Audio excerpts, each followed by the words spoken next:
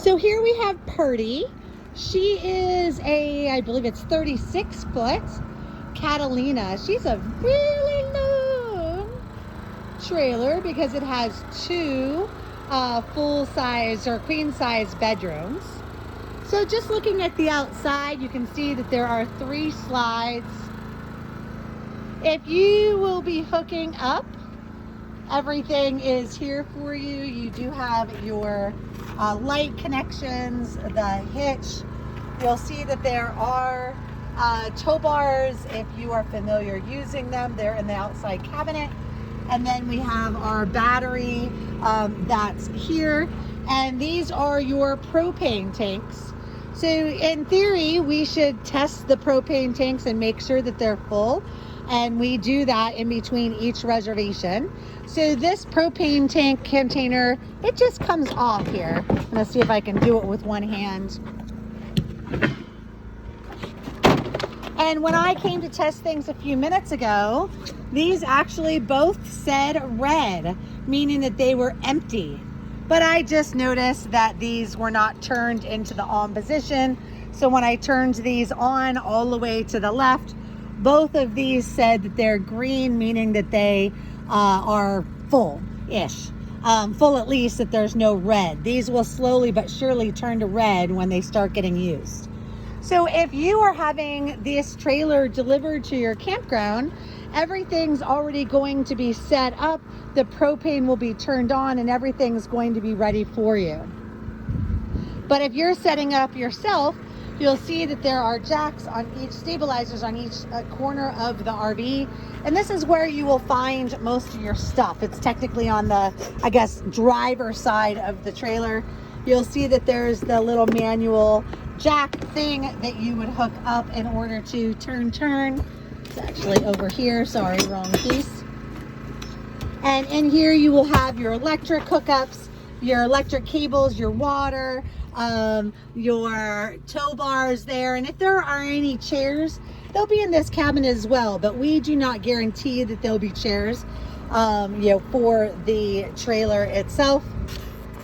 And then when you go around to the other cabinet on the other side,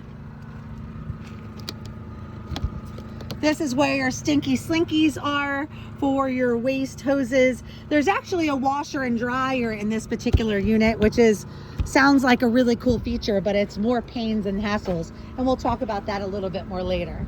But that's kind of the gist of the outside of the RV. So I'm doing this walkthrough in our storage facility, and we do not have electric here. So I hooked up the RV to this nice little portable generator. It will actually not power the full RV itself because this is a 50 amp RV, but it does do enough to open up slides, maybe run one of the air conditioning units for a little bit. But we do have 13,000 watt generators that we can rent out with the larger trailers that will run all of the trailers perfectly fine if you're boondocking and have no power for the weekend. So you'll see, typically this is going to be hooked up to your power location, but it does go into the trailer. It has a big dome on the other side. You kind of shove it in, and then this plastic piece holds it on, and then you would plug the other end into the electric power pole, which would be somewhere out here. Also out here, you'll see that there is a black tank flush for the front tank and a city water connection for the front water tank, actually rear water tank. And then there is a sewer connection down underneath. You'll see on the right, there is a black handle, and the left, there is a gray handle. So there is a black tank and a gray tank on the front and the back. And in this little compartment is an outdoor shower. I just want to be really blunt and honest here. You're taking an outdoor shower right over where people possibly have dumped their RV, and there have been some accidents down here on the floor. So we tend to stand in storage bins or just not take outside showers. Walking around to the rear of the RV, there is a spare tire on the back of Perdy. Again, you'll see the stabilizers underneath. And coming up more towards the front, you'll see that there is a second gray tank, but not a second black tank. So this one only has one black tank and then two gray tanks. That's it. There's slide covers that go over the tops of the slides. Those are not awnings. They actually just keep all of the rain and leaves and such from getting on top of the slide and pulling it into the vehicle. Then you have a pretty brand new awning out here and the steps to get into the RV. This is the back of the water heater. Then you have an extra electrical outlet there. The low point drain, which is usually only used during winterizing. And then again, one of the stabilizers, and coming back to the back.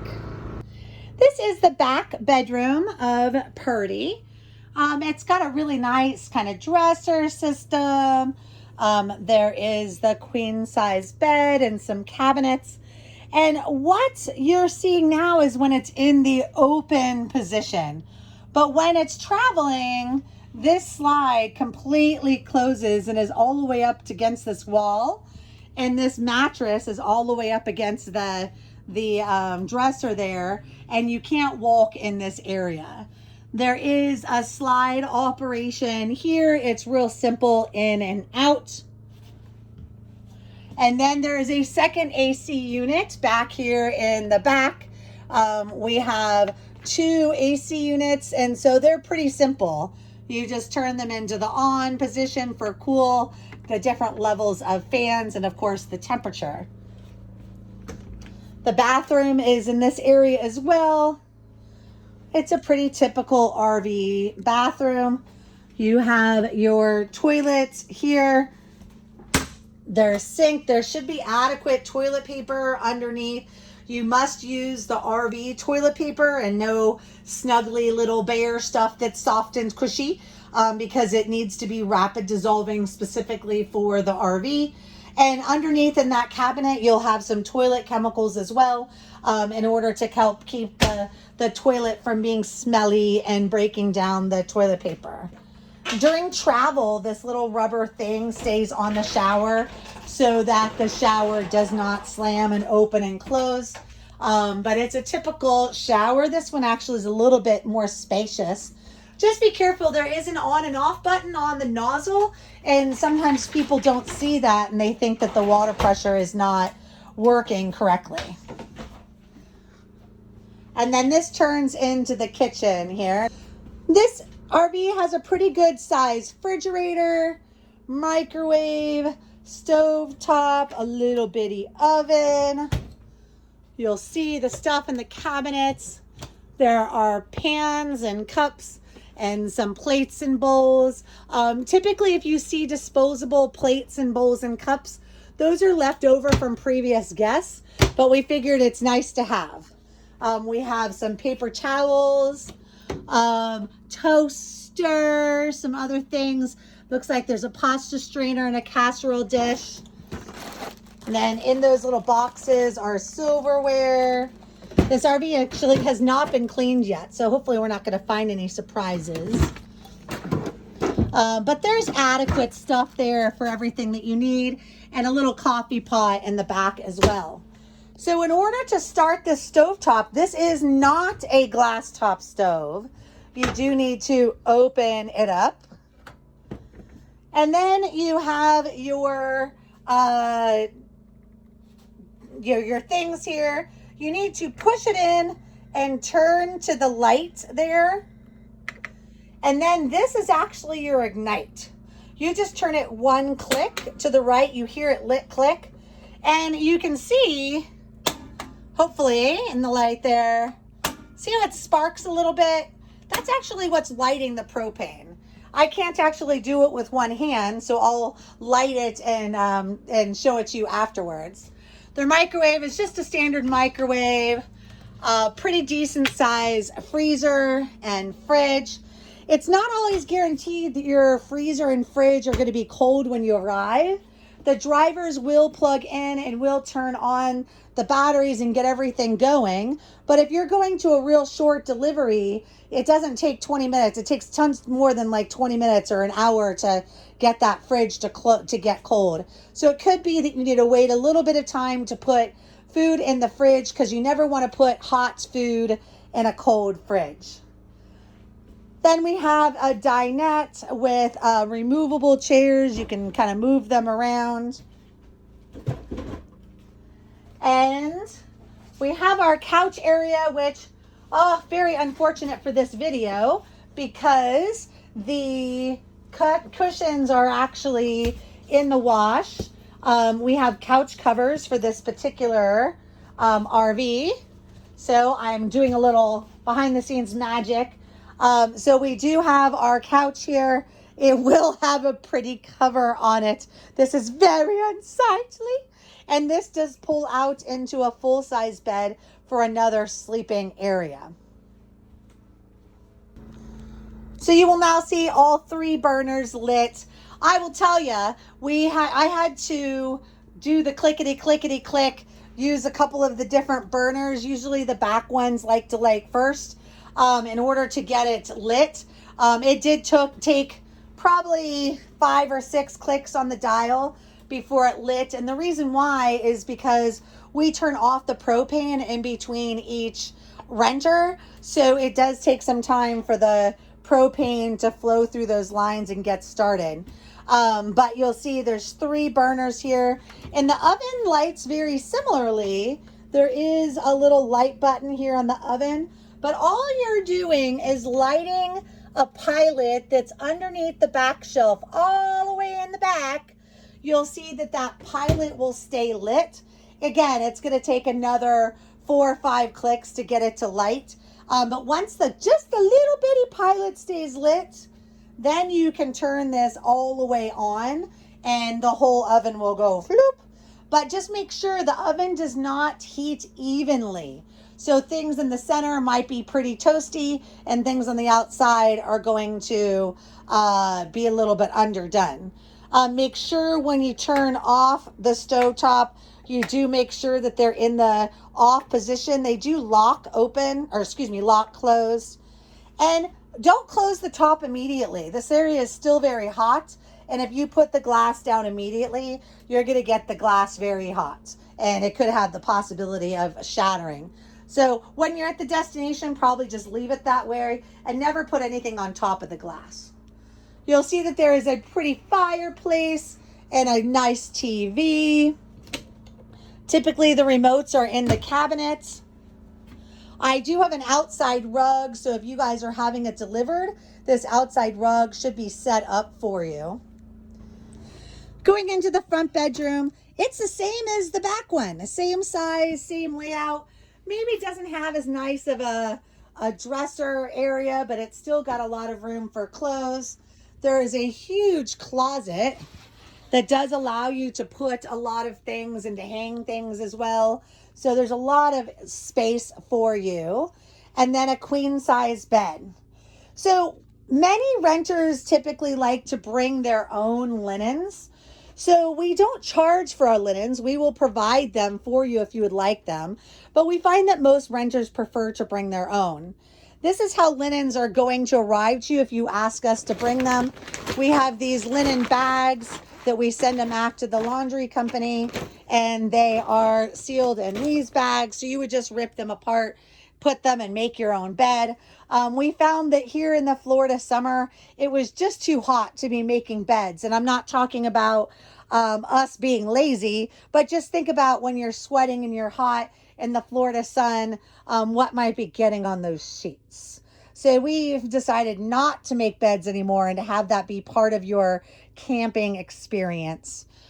So you do get those linens if you would like. And typically that would come through a message or a text message. We'll ask you what linens you would like. So this particular RV does have a washer and dryer.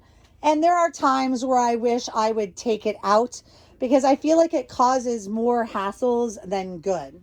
So there is a sticky note on the washer saying to make sure that you open the gray water valve to and unclog the dryer vent outside. The reason why is that if you can imagine, a washing machine does use a lot of water, and then it all has to go somewhere. If you do not have the gray tank valve open to where it has the opportunity to go out of the RV into the waste dump area, then this is going to all back up and you're going to flood your whole back bedroom. Obviously, we don't want that to happen, first for you, but also for us, because water in an RV is detrimental. But it does have a washer and dryer. It just needs some extra special steps and precautions to make sure that it's used correctly.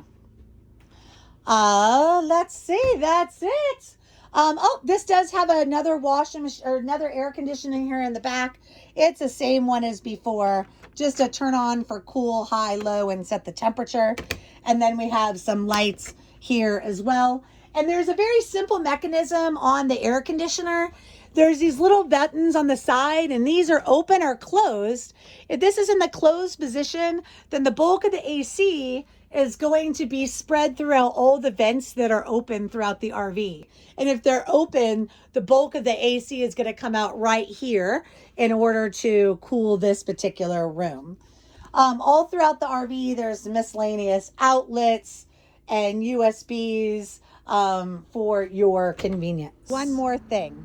So when you're traveling with this trailer and you're pulling it, the stairs are actually stored up here in the doorway. So when you get to your destination and you open up the door and then open up the screen door, the stairs are going to be stored there. One thing to be very mindful of, see how there's this scrape right here? That's because somebody, when they tried to pull the stairs down, they didn't have the door open well enough in order to have the stairs properly come down. The door needs to be almost flat open to the side of the trailer. And then you can pull this yellow handle, see how it releases from that mechanism, and then pull down. And of course, again, in the storage facility, we have a little post here that it was hidden coming down, but then they just go down to the ground. There are some ways to extend those pedestals at the bottom if needed, for different heights, but for the most part, they stay right where they are. Okay, well, that's it. This is Perdy. She is our largest trailer with 2 queen-size bedrooms, and Perdy is ready for your adventure.